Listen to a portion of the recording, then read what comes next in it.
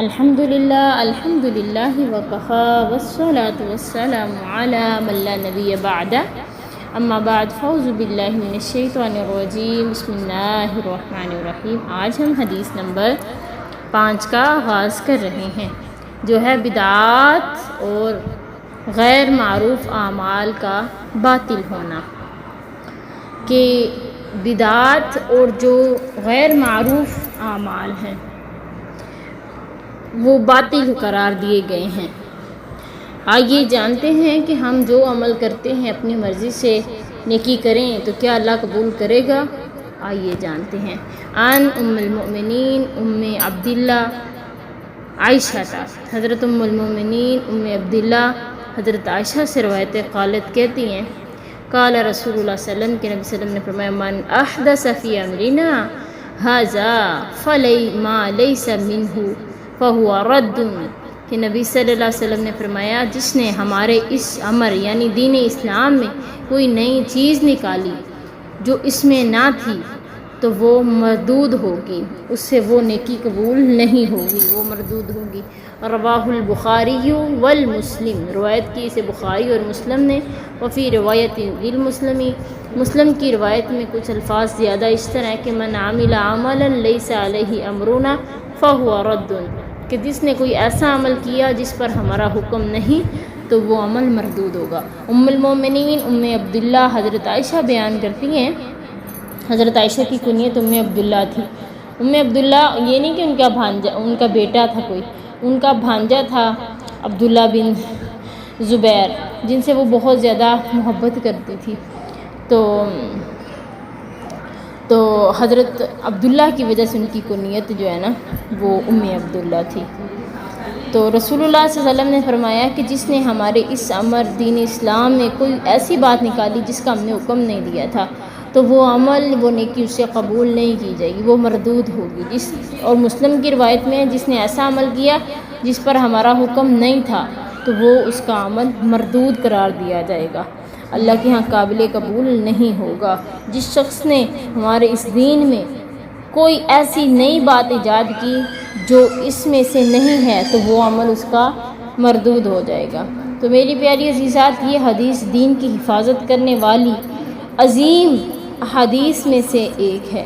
نبی صلی اللہ علیہ وسلم نے واضح فرما دیا کہ عبادات اور دین کے معاملات میں وہی طریقہ قابل قبول ہوگا جو قرآن و سنت سے ثابت ہوگا۔ اگر کوئی شخص اپنی طرف سے دین میں ایسی بات شامل کرے جس کی بنیاد شریعت میں نہ ہو تو وہ اللہ کے ہاں قبول نہیں ہوگی۔ اسلام ایک مکمل دین ہے، اس میں کمی بیشی کرنے کی ضرورت نہیں ہے۔ تو ہماری کامیابی اسی میں ہے کہ ہم نبی صلی اللہ علیہ وسلم کے طریقے کی پیروی کریں۔ اللہ تعالیٰ قرآن میں کہتے ہیں، یا ایھا الذین آمنوا اطیعوا اللہ واطیعوا الرسول، اے لوگوں جو ایمان لے کر آئے ہو، اللہ اور اس کے رسول کی اطاعت کر لو۔ تو اگر چاہتے ہو کہ تمہارے اعمال اللہ کے ہاں قابل قبول ہو جائیں تو پھر تم اللہ اور اس کے رسول کی اطاعت کرو۔ اللہ کہتے ہیں، یا ایھا الذین آمنوا اطیعوا اللہ واطیعوا الرسول ولا تبطلوا اعمالکم، اللہ اور اس کے رسول کی اطاعت کرو، اس کے علاوہ کسی اور رستے کی پیروی کر کے اپنے اعمال کو باطل مت قرار دو، کہ اللہ قبول نہیں کرتا ہمارے اعمال کو اس وقت تک جب تک اس عمل پر، اس طریقے پر اللہ کے نبی صلی اللہ علیہ وسلم کی مہر نہیں لگی، یعنی کہ آپ صلی اللہ علیہ وسلم نے وہ عمل کرنے کا حکم دیا ہو یا کر کے دکھایا ہو۔ اگر ہم اس کے علاوہ کوئی نکالتے ہیں، جیسا کہ کوئی فوت ہو جاتا ہے تو یہ جو ساتہ، چالیہ، تیسواں، یہ جو بھی ہم کرتے ہیں سالانہ، اس کا اجر و ثواب مرنے والے کو قطعاً نہیں ملے گا، کیونکہ یہ ایک بدعت ہے۔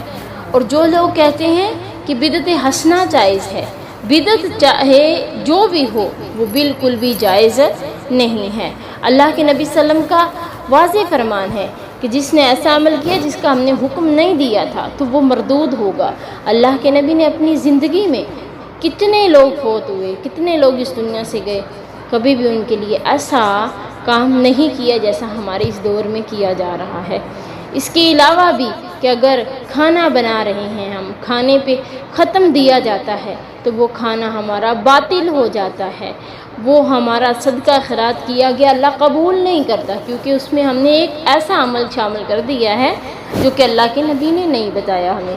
اسی طرح فار ایگزامپل جب ہم وضو کرتے ہیں، وضو کرنے سے پہلے اللہ کے نبی نے ہمیں حکم دیا ہے کہ ہم بسم اللہ پڑھیں۔ تو جب ہم اعوذ باللہ پڑھیں گے، اعوذ باللہ من الشیطان الرجیم بسم اللہ الرحمن الرحیم پڑھیں گے تو یہ بدعت میں شامل ہو جائے گا، حالانکہ پڑھا ہم نے قرآن ہے، اللہ کے نبی صلی اللہ علیہ وسلم کی دعا پڑھی ہے، لیکن ہمیں اس کا اجر نہیں ملے گا۔ کیوں نہیں ملے گا؟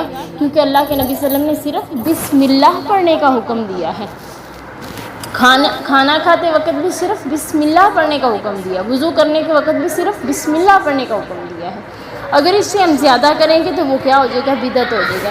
اسی طرح جب ہم وضو کرتے ہیں تو وضو میں جو بھی ہم آزاد ہوتے ہیں، جیسا کہ ایک اضافی آزاد ہویا جاتا ہے، یعنی مسح کیا جاتا ہے، گردن کا مسح، اور اپنے انگوٹھوں کو چوم کے اپنے ہونٹوں سے لگا کے آنکھوں پہ لگایا جاتا ہے، تو یہ بھی ایک بدعت ہے۔